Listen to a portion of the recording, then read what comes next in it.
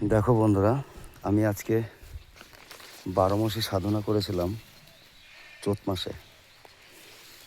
তাই কোন মাসে কি কি হবে এটা বোঝা যাবে। এ দেখো, এই একটা, এই একটা, এই একটা, এই একটা, এই একটা, এ দেখো, এই একটা, এই একটা, সব দেখাচ্ছি। তারপরে পরে আবার খুলে বলবো কীরকম কী আছে না না আছে। এ দেখো, এই যে, এ দেখো,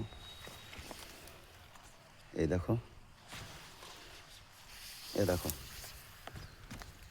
দেখেছো কী অবস্থা হয়েছে। এইটা যে মাস, বোঝা যাবে যে এটা কোন মাসে কি ব্যাপার, কি বিষয় বৃত্তান্ত, এটা বোঝা যাবে। তা আমার যত সম্ভব এটা ওটা চৈত মাসের ওটা, এইটা। তো যাই হোক, তা আমি একটা একটা খুলবো, আর একটা একটা করে, মানে ভিডিও করা যাবে না, এটা ফটোই করব আমি। তো দেখা যাক কোন মাসে কি হয় সেটা আমি বলবো। আর এটাকে একটা,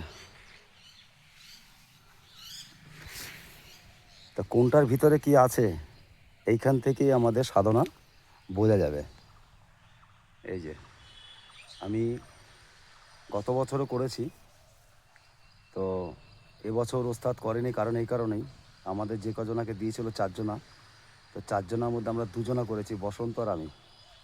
তো ওস্তাদ বলেছে যে আমি যদি করি তাহলে তোমাদের হবে না, তাই আমিই করছি। আর বসন্ত করেছে, জানি না এবার ও কীরকম করেছে কি না করেছে। আমি ভিডিওটা করে আমার ওস্তাদকে পাঠাতে হবে,